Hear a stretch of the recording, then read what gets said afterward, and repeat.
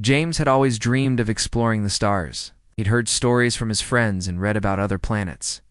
Now here he was, a young human living on an alien planet as part of an exchange program. This was his first time away from Earth, and it felt exciting and scary at the same time. When James first received the email about his exchange program, he couldn't believe it.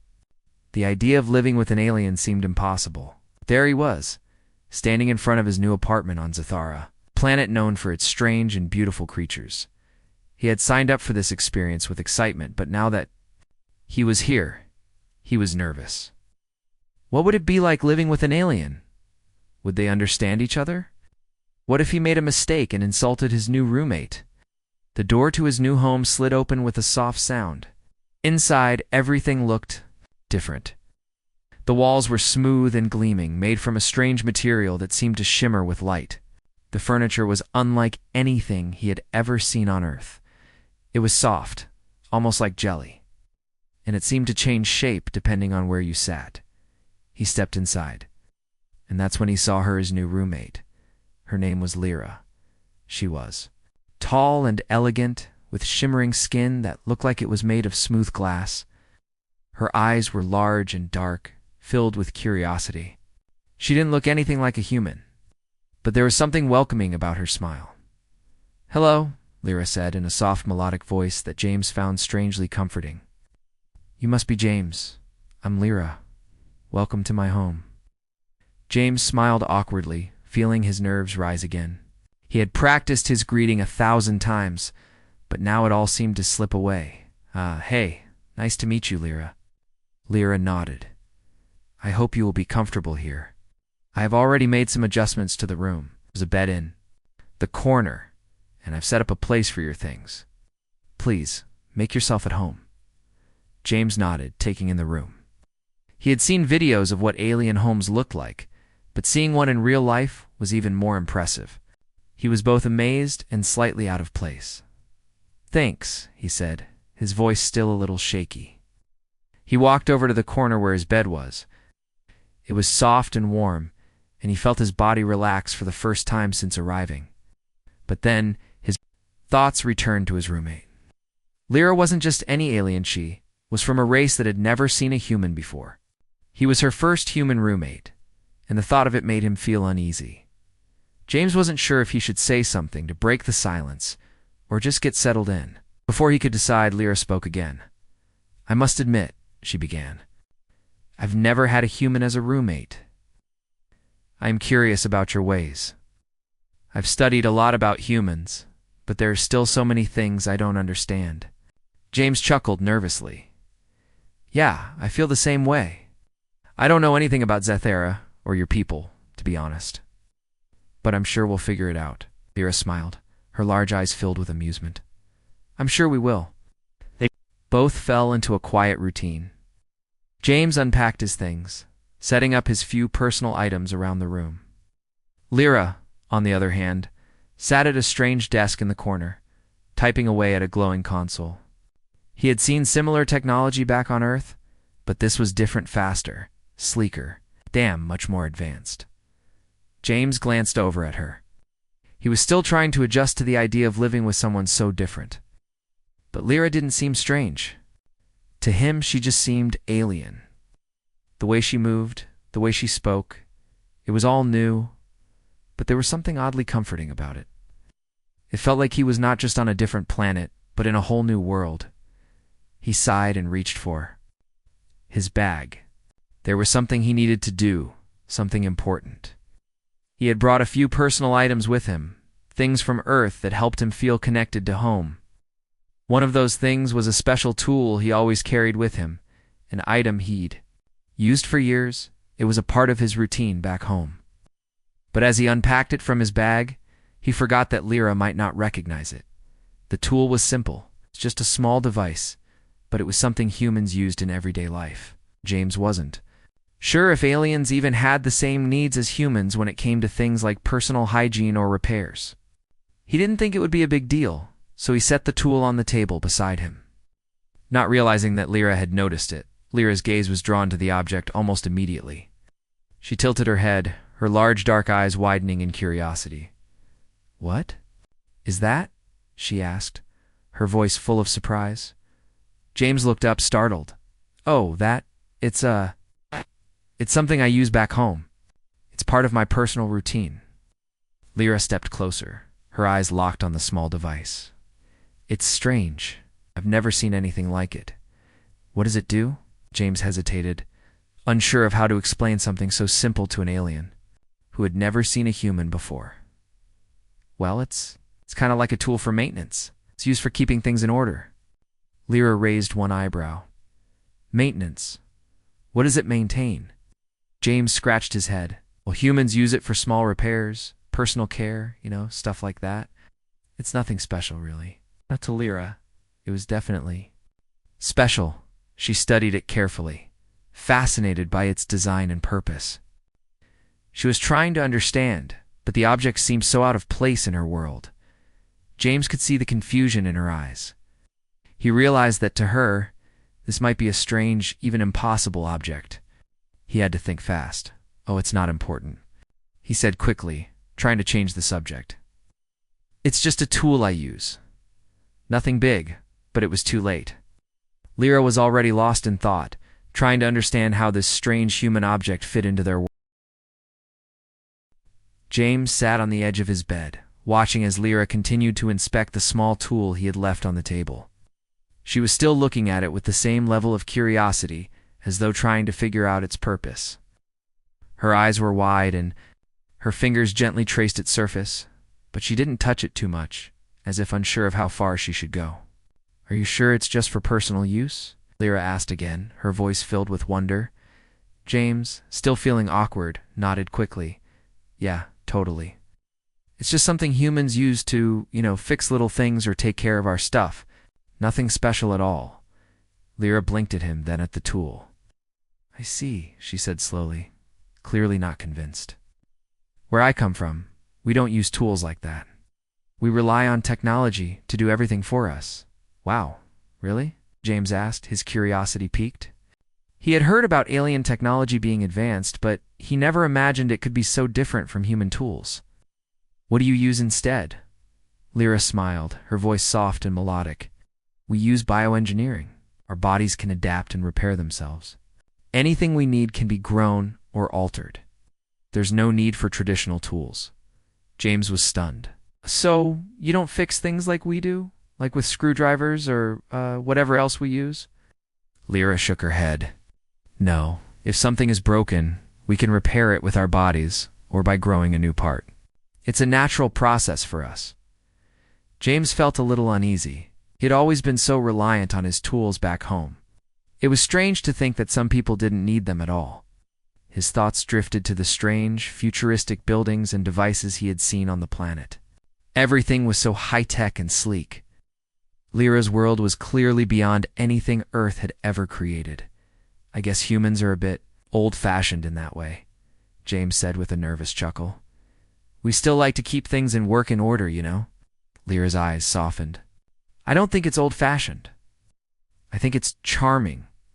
You humans are creative. You find ways to make things work, even without the kind of technology we use. Her words made James feel a little better, though he couldn't shake the feeling that he was being judged. He wasn't used to being charming in the way an alien might think of it. He was just doing what came naturally to him, using tools to fix things and make life easier. Lyra seemed to sense his discomfort. I didn't mean to make you feel bad, she said quickly. I'm just fascinated by how different we are. I've read about human tools in books, but seeing one up close is... Well, it's an experience, James nodded. I get it. It must be strange for you. I mean, you've never really had to use tools like we do. I'm sure it's a whole new world for you, too. Indeed, Lyra said thoughtfully, and I'm excited to learn more. But I hope you won't mind if I ask questions. There's so much about your world that I don't understand. Like your food. You humans eat such interesting things. James raised an eyebrow. What do you mean? Lyra leaned in slightly, her face serious. I've seen your food supplies. You eat things that grow, things that you hunt, things you make. But I don't understand. How do you know what is safe to eat? How do you make sure it won't harm you? James chuckled, amused by her genuine concern. Well, we don't just eat anything.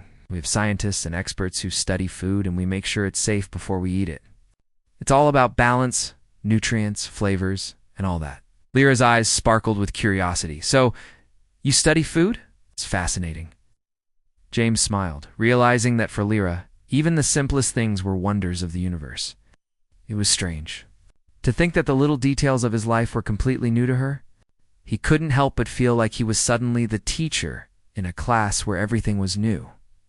So, okay, is it okay if I ask you questions too? James ventured. I mean, about Zethera? Your world is really different from Earth, and I'm still getting used to all this. Of course, Lyra said enthusiastically. Ask me anything. I'm happy to help you understand my world. After all, you're the first human I've ever met. There's so much we can share. James felt a wave of relief wash over him. At least Lyra was open to the idea of learning about each other's cultures. It made the whole experience feel a little less intimidating. Well, okay, James said, thinking for a moment. You said you don't need tools like humans do. But what about your homes? I mean, how do you build them if you don't have tools? Lyra smiled. Our homes grow. We use specialized bioengineering to shape living structures. They're flexible, responsive, and adapt to our needs. If we want a bigger space, we just grow it. If we need something different, it grows in that shape. James's mouth dropped open. Wait.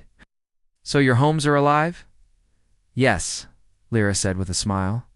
Our entire planet is like that. Everything is connected. Our homes, our technology, even our clothes, everything comes from living, growing organisms. We don't have to manufacture things like you do. We just encourage life to take the shape we need. James couldn't believe it. That's incredible. We build things from materials, like wood and metal and stone. But to have everything living around you, that's beyond anything I've ever imagined. Lyra nodded. It's normal for us, but I understand how it might seem strange. Your world is very different, but that's why I think it's so interesting. We have a chance to learn from each other. The conversation shifted between the two of them, bouncing from one topic to another. James asked about Zethera's culture, and Lyra eagerly explained the different ways her people lived, worked, and communicated. It was obvious that she enjoyed the exchange just as much as he did. Later that evening, as James lay in bed, he couldn't help but think about how different things were. Back on Earth, he never would have guessed that living with an alien would feel so normal. Sure, they had their differences, but those differences made everything interesting. He was starting to realize that perhaps his time on Zethera would be much more than just a learning experience. It would be an adventure. This part deepens the bond between James and Lyra as they begin to explore each other's cultures. It highlights the cultural differences in an engaging and humorous way while keeping everything. James awoke the next morning to the strange, melodic sounds of Zethera. His alarm, which had been set to a simple earth tune, did little to compete with the symphony of alien noises outside. He groggily reached over to turn it off, realizing that waking up on another planet was still surreal. He rubbed his eyes and glanced over at his new alien roommate, Lyra. She was sitting at her desk, just as she had the night before.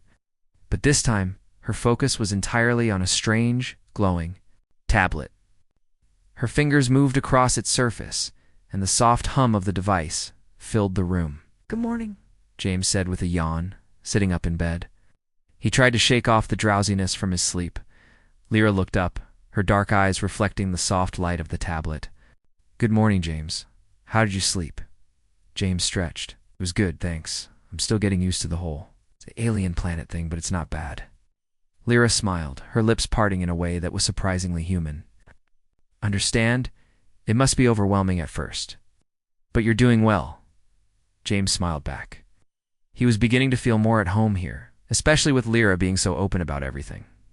The two of them had spent most of the previous evening talking about their cultures, the differences between their worlds, and all the little things that made Earth and Zethera so unique. After a quick breakfast, some kind of alien fruit Lyra had shared with him, James decided to get to work. He reached for the bag where he'd placed his personal items, including his favorite multi-tool. It was something he always carried with him, no matter where he went. It was simple, sturdy, and useful for all sorts of small tasks. He opened the bag and pulled out the tool, setting it on the table next to him as he started, unpacking the rest of his belongings. It wasn't long before Lyra's gaze landed on the tool again. Her curiosity seemed endless. She tilted her head, her wide eyes focused on the object. James tried to act casual, but he could feel her gaze on him like she was waiting for him to explain it again. "What is it this time?" Lyra asked, her voice calm but filled with the same curiosity she'd shown the night before. "I thought you said you didn't need tools for repairs, but ... is that what this is?" James chuckled nervously. He had forgotten to put it away. "Again, yeah, it's just a multi-tool. We humans use these for lots of little things. Fixing stuff, opening things, even adjusting things around the house. It's one of those essentials for us." Lyra leaned in closer, her eyes widening slightly, but ... it's so small. "How can such a tiny thing do all those tasks?" James smiled. He had explained this to her the night before, but he realized that it might still be difficult for her to understand. "Well, it's compact, but it's made to do a lot of things. Humans tend to make tools like this because we like to carry around things that are easy to use. The design is simple, but it works for almost anything we need." Lyra was silent. For a moment, studying the tool in her hands, she reached out slowly, carefully picking it up. Her fingers brushed against the cold metal, and her eyes scanned every detail of the object, as though she was trying to memorize it. "This is fascinating," Lyra said, almost to herself. She continued to examine it, turning it over in her hands and looking at it from different angles. "You can't even begin to imagine how strange this feels." James chuckled nervously. "I know it's probably pretty basic compared to your technology, but for us this is a lifesaver. It helps us solve problems on the go." Lyra held the tool up to her eyes, inspecting it closely. "So, ... you don't have to grow new parts for things when they break?" she asked, her voice filled with genuine confusion. "Your world doesn't have a natural way of fixing things?" James shook his head. Humans have to do it the old-fashioned way by hand, with tools. We don't have the ability to grow things like your species can. We rely on machines, tools, and ourselves to fix things." Lyra slowly set the tool back down on the table, a thoughtful look on her face. "It's so ... foreign to me," she said quietly. "The idea of needing something separate from your own body to survive ... it seems so ... limiting." James thought about that for a moment. I guess it could seem that way. But for humans, it's just how we've always done things. We like to build things, create solutions to problems, and use tools to make our lives easier. Lyra nodded slowly, as though she was trying to understand. "I can see how that would make you strong in your own way. But I still don't understand how you can survive without the connections we have to our planet," James said, looking at her with a smile. "We don't always have that natural connection. But we make do with what we have. We build, we adapt, and we survive." Lyra stood quietly for a moment, her eyes scanning the room. "It's just ... different, and I'm still trying to wrap my head around how your species can live without the support of the planet." James raised an eyebrow, intrigued. "What do you mean?" "Our bodies are directly linked to the life of Zethera," Lyra explained.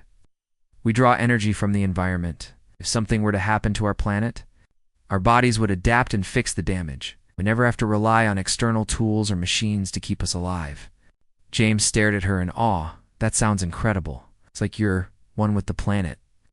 "That's the best way to describe it," Lyra said softly, her eyes distant for a moment. "But I've never met anyone who lives like you. Do you humans are so independent, so capable of surviving on your own? It's something I admire." James smiled. He hadn't expected such praise, but it felt good. "Thanks, Lyra. We do what we can, I guess." The silence that followed was comfortable, the two of them sitting across from each other, processing what the other had said. There was a lot they still didn't understand about each other's worlds, but it didn't seem to matter. There was something simple and genuine about their growing friendship, something that was stronger than any cultural divide. Just then, the door to their shared apartment chimed, and a small, robotic voice announced, "Visitor." James looked up at Lyra, raising an eyebrow. "Is it someone you know?" Lyra stood and nodded. It's one of my friends from the local council. They're here to talk about something important. James felt his stomach tighten. He wasn't sure what. The council was, but he knew it was probably important. He followed Lyra to the door, wondering what would happen next in this strange new world. This part continues to build the cultural differences between James and Lyra, deepening their bond while maintaining a light-hearted and engaging tone. It focuses on the ways they both adapt to their new friendship and cultural differences, keeping the story interesting. James followed Lyra to the door as it slid open, revealing a tall, elegant alien with bright green skin and glowing yellow eyes. The visitor was dressed in a flowing robe that shimmered with different colors. She smiled warmly as she entered, her posture proud and graceful. "Hello, Lyra," the alien said, her voice deep and calm, almost musical. "I hope I'm not interrupting." Lyra smiled back. "Not at all, Ella. I was just about to start discussing the human way of life with James, but I'm happy to see you." Ella stepped inside, her eyes immediately scanning the room, taking in the sight of James and the various objects scattered around. She seemed interested but not surprised by his presence. It was clear that Lyra had explained his role as her roommate in the exchange program. Ella looked at James with curiosity, her yellow eyes bright. "So, you're the human who will be staying with Lyra. I've heard a lot about you." James smiled awkwardly, unsure of how much Lyra had shared about him. "Yeah, that's me," he said. "I'm still getting used to being on Zethara, but I'm learning." Ella tilted her head, considering him carefully. "I'm sure you'll adapt quickly. It's fascinating how humans can live in a way that's so different from us. Your species seems so resourceful." Lyra gave a small laugh. "You could say that. James is teaching me a lot, but I'm still trying to understand how everything works." James felt a bit of relief in the air. Despite their cultural differences, it seemed like Ella wasn't judging him for his human ways. In fact, she was genuinely interested in learning about Earth's methods and culture. Lyra led them to the sitting area, where the three of them sat down. "Ella, I was just explaining the concept of human tools to James. It's so strange to think that you rely on physical tools to accomplish tasks." Ella nodded slowly, her golden eyes softening with understanding. "Yes, I see the difference. Now, on Zethera, everything we need can be grown or adjusted by our bodies, but I understand that humans need physical tools to help them survive and thrive." James, eager to contribute, spoke up. "Exactly. We build things and use tools too. Fix them. Even something simple, like fixing a piece of furniture, requires a tool in human society. It's all about creating solutions for problems that come up." Ella looked thoughtful. "It's interesting. In my culture, we don't think about tools. In the same way, we don't build physical structures the way you do. Instead, our homes, even our cities, grow from the planet itself. Everything adapts naturally to our needs." James raised his eyebrows in awe. "So your buildings are alive?" Ella smiled gently. "Yes, they are. They're part of the planet. We don't need to manufacture materials. The environment provides everything we need," Lyra added. "It's a different way of life. We don't have to cut down trees or mine minerals for construction. Instead, we simply encourage life to grow and take the shape we need." James thought about this for a moment. That sounds amazing, but also a little strange. What if something goes wrong? What if you need a new part or a repair? Ella's smile didn't fade. "Our bodies can handle repairs naturally. If something needs fixing, we simply focus on the affected area and it heals. It's not like your way of doing things." James tried to wrap his head around that. Like the idea that someone's body could heal itself or adapt to changes was almost beyond comprehension for him. Back on Earth, humans relied on hospitals, doctors, and machines to help them heal. "That's really different," he said finally. "I don't think we could ever do something like that." Lyra's eyes brightened, clearly excited by the conversation. "Exactly. That's what makes humans so interesting. You work with tools, you build things. It's something we've never needed to do. And now, I'm learning how humans approach problems." Ella shifted in her seat, her voice taking on a more serious tone.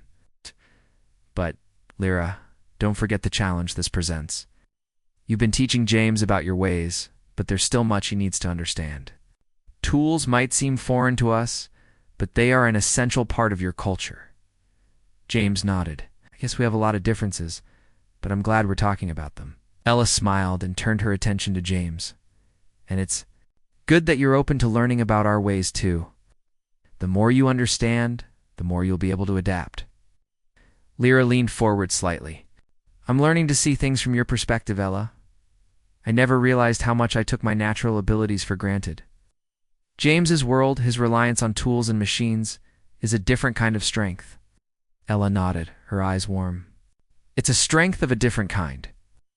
I believe that understanding each other's strengths will help both of you grow, not just as individuals, but as part of the same world. There was a pause as the two aliens exchanged a look. James, unsure of what was coming next, shifted uncomfortably in his seat. James, Lyra said, breaking the silence, there's something else I wanted to ask. We've talked about tools and repairs, but what about ... emotions in your world? Do people use tools to express themselves or fix their emotional issues? James blinked, taken aback by the question. He had never thought about emotions in terms of tools before. Not really. Emotions are kind of something we feel. We deal with them in our own ways. Some people talk about their feelings. Others ... Well, they deal with things on their own. But we don't use tools for that. Ella leaned in closer, her eyes searching his face. But on Zethera, emotions are part of our natural connections. We can communicate through feelings, and we even heal emotional wounds with our physical connections to the planet and each other. James felt a sudden wave of interest. So your emotions are tied to the planet? Yes, Lyra said softly. Our emotional state affects the planet around us, and the planet reflects how we feel. It's a deep connection, one that humans don't share. James tried to understand this concept. On Earth, emotions were often seen as something personal, something to be worked through individually or with the help of others. But here, emotions seem to have a direct impact on the planet itself. That's amazing, James said quietly. It's like your emotions are part of everything around you, Lyra smiled. Yes, exactly. But I'm curious about how humans deal with emotions without that connection. How do you process feelings without the planet being part of it? James thought for a moment. I guess ... we talk about it. We share our feelings with other people. We find comfort in relationships. Ella's eyes sparkled with understanding. Perhaps that's the key. Humans may not have the natural connection we do, but you find strength in your relationships. That's something I can respect. James smiled, feeling the bond between him and the two aliens growing stronger. There were still so many differences between their worlds, but now, more than ever, he realized how important it was to understand and learn from each other. This part continues to deepen the connection between James, Lyra, and Ella, focusing on their cultural differences, particularly in how they view and handle emotions. The exchange between them is thoughtful and respectful, and it helps to build understanding and mutual respect between the characters while keeping the tone light. The days went by quickly on Zethera. James was starting to feel more at home.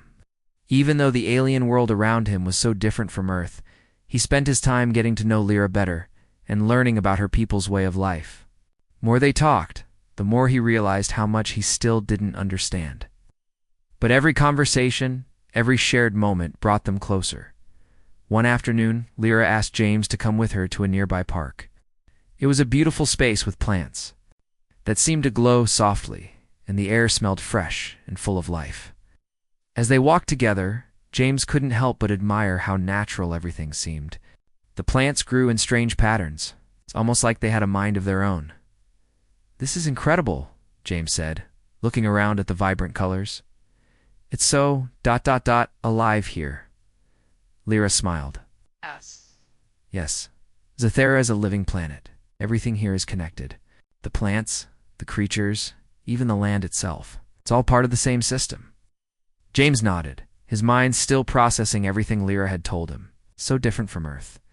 We have cities and machines, but here it's like the planet itself is the machine. That's right, Lyra agreed. Our technology is integrated with the planet, unlike yours, where everything is separate. But I've been thinking about our conversations. It's about tools, emotions, and our different ways of living. There's something I need to ask you." James looked at her, a bit curious. "Sure, what is it?" Lyra paused for a moment, her expression thoughtful. "You told me that humans rely on tools for everything. You fix things with them, you build with them, ... But what about when something goes wrong in your world? What do you do when you can't fix something with tools?" James stopped walking and turned to face her. He hadn't expected this kind of question. "Well, that's a tough one. Yes. When something breaks that can't be fixed with tools, we usually find another way to get by.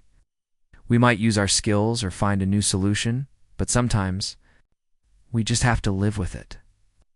Lyra nodded, as if considering his words. "On Zathera, we don't have to live with things breaking. If something happens, we repair it either with our bodies or by growing something new. But I realize now that humans don't have that option. You have to make do with what you can." "I guess that's true," James said. "It's not always easy. But we learn to adapt, and we rely on each other to get through things." Lyra smiled at him. "That's what makes humans so strong. You're not afraid to face challenges, even when they seem impossible." James felt a bit embarrassed by the compliment, but appreciated it all the same. "Thanks, Lyra, I guess. We're just used to it."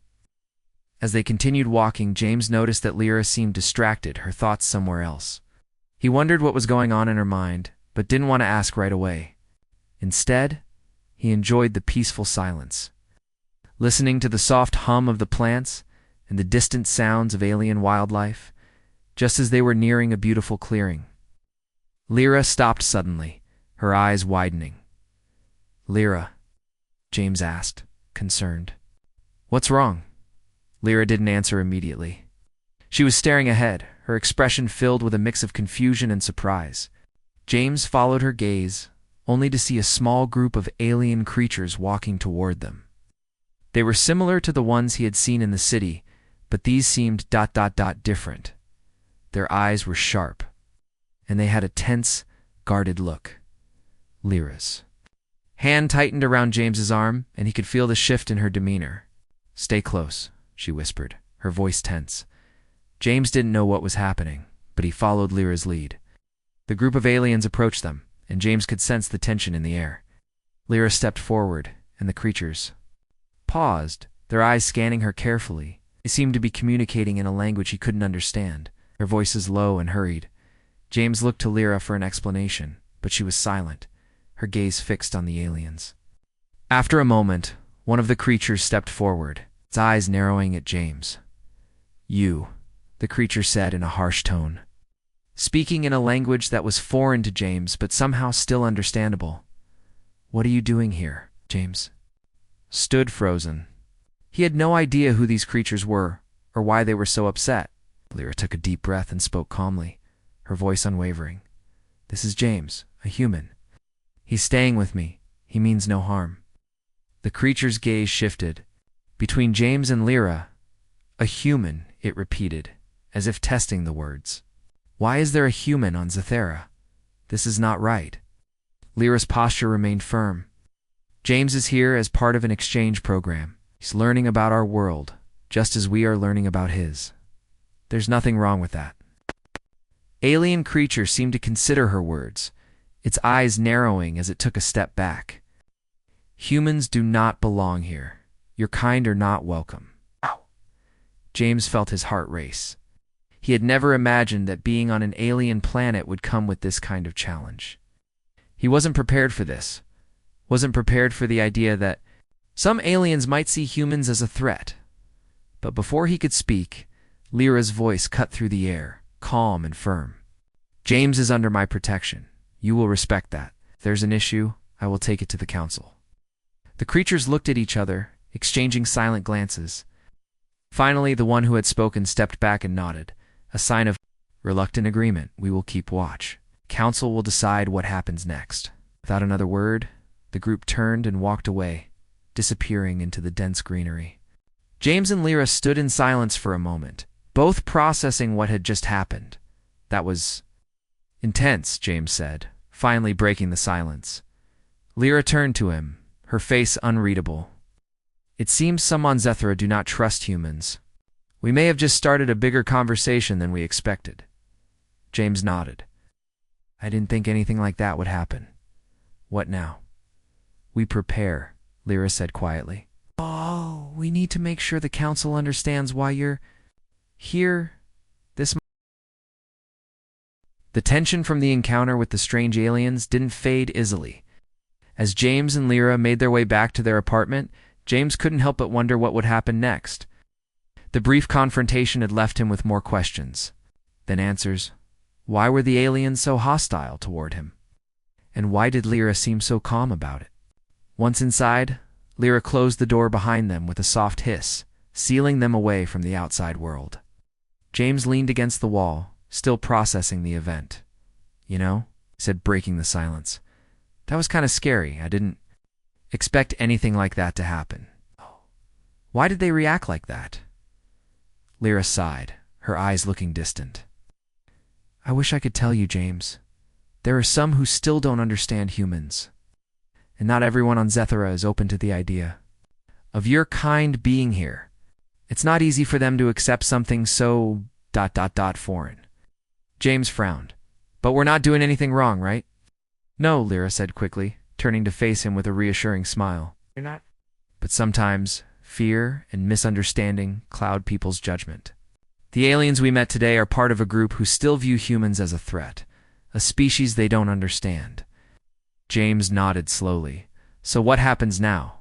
What do we do about them? We talk to the council, Lyra said, her voice firm. With determination, the council is where decisions are made. I've been part of the council for a while now, and I know they won't let this kind of misunderstanding go unaddressed. We'll explain the situation and make sure they know you're here to learn, not to cause harm. James felt a sense of relief. He hadn't known what to expect, but hearing that there was a path forward made him feel a little better. The council will decide what happens next. Exactly, Lyra replied. They'll weigh everything and make sure that the decision is fair. You'll be safe, I promise.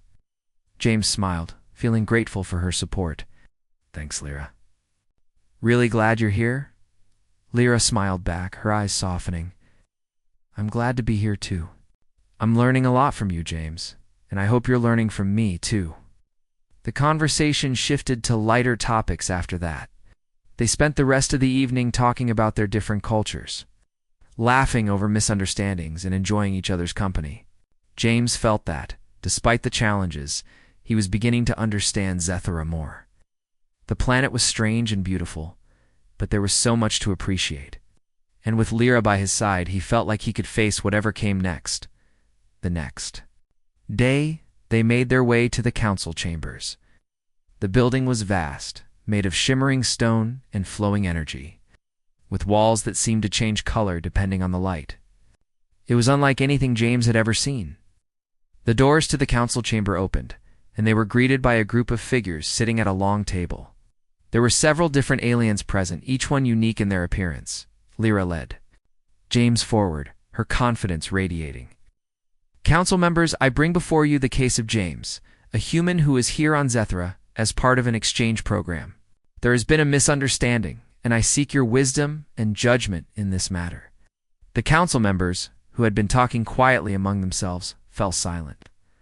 One of them, an alien with glowing blue skin and large antennae, looked directly at James. Is it true that you are a human? James nodded, trying to keep his voice steady. Yes, I'm here to learn about Zethra and share my knowledge with you. I didn't mean to cause any trouble. The council member who had spoken earlier raised an eyebrow.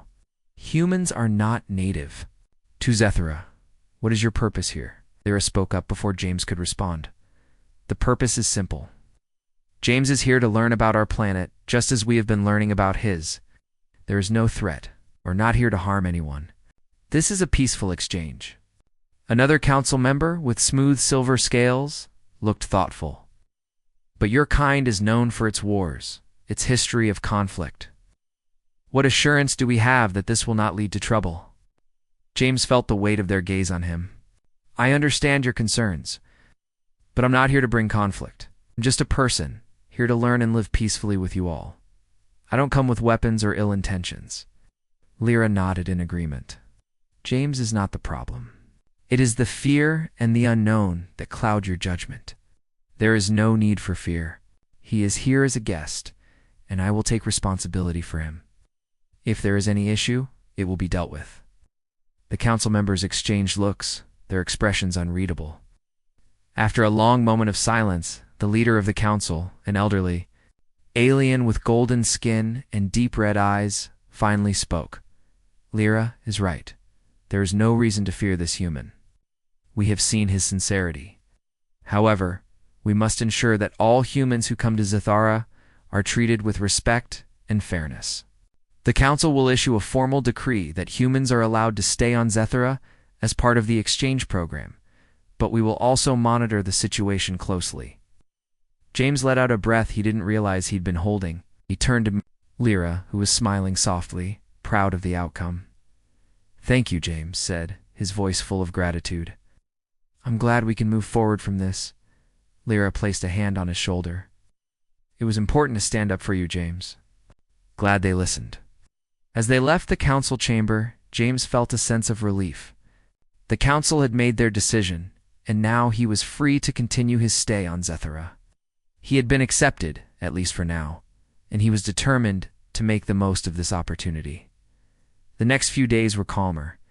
The tension between the different alien groups seemed to ease, and James was able to focus more on his studies. He spent time learning about Zathara's history, its people, and their unique way of life. Lyra continued to show him the wonders of the planet, and he began to feel more connected to it, even though he was so far from home. It wasn't easy, but James realized that the challenges were what made this experience worthwhile. He was learning, growing, and understanding a world so different from his own, and with Lyra's friendship, he knew that he could face